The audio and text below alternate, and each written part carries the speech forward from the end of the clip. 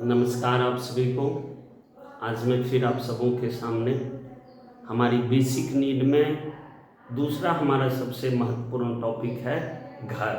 कि घर की आवश्यकता हमें क्यों होती है, घर हमें हमारे लिए क्यों ज़रूरी है, किस प्रकार के घर हमारे पास होना चाहिए और घर हमें किन किन चीज़ों से हमारी क्या करता है, सुरक्षा करता है। जब कभी भी हमारा सबसे पहला नीड हमारा भोजन था।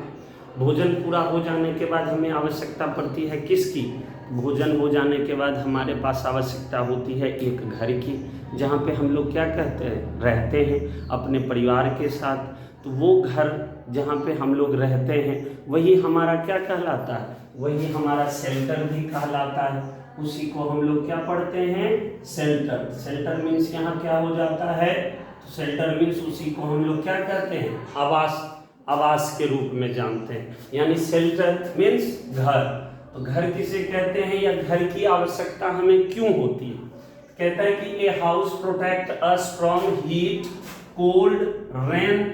यानी एक घर जो है हमें बचाता है। किससे बचाता है? तो घर गर्मी, जाड़ा और बारिश से हमारी क्या करता है, सुरक्षा करता है। जब कभी भी मौसम हमारे अनुकूल नहीं रहता है तो उस समय हमें कौन मदद करता है?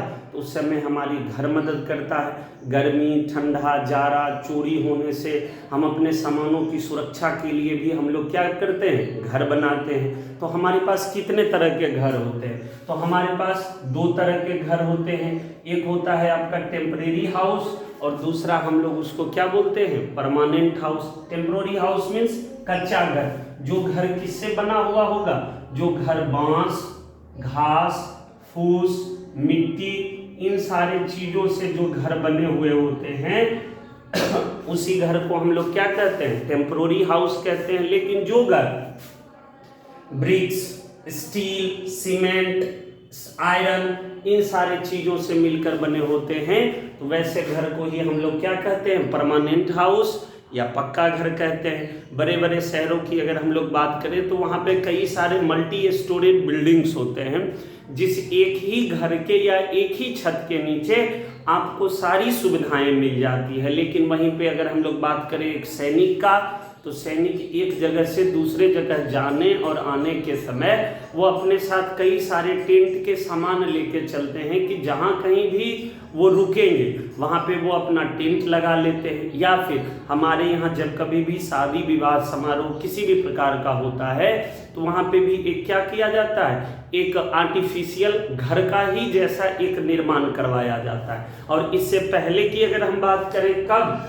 जब आदि मानव होते थे तो आदि मानव के समय वो लोग कहाँ रहते थे? या तो किसी कैब्स मीन्स क्या हो जाता है, या तो किसी गुफा में रहते थे या किसी पेड़ के नीचे। इन सारे मौसमों से बचने के लिए, गर्मी या बारिश से बचने के लिए वो या तो किसी गुफा का इस्तेमाल करते थे या किसी पेड़ के अंदर रहा करते थे। तो इन्हीं सारे चीज़ों से अब कई सारे घरों को यदि हम एक साथ मिला दें तो फिर किसका निर्माण होता है? तो फिर सोसाइटी का निर्माण होता है, एक समाज का निर्माण होता है, जिस समाज में अब कई तरह के क्या होंगे, बाजार आएंगे, हॉस्पिटल्स आएंगे, आपके पास थाना आएगा, बैंक आएगा।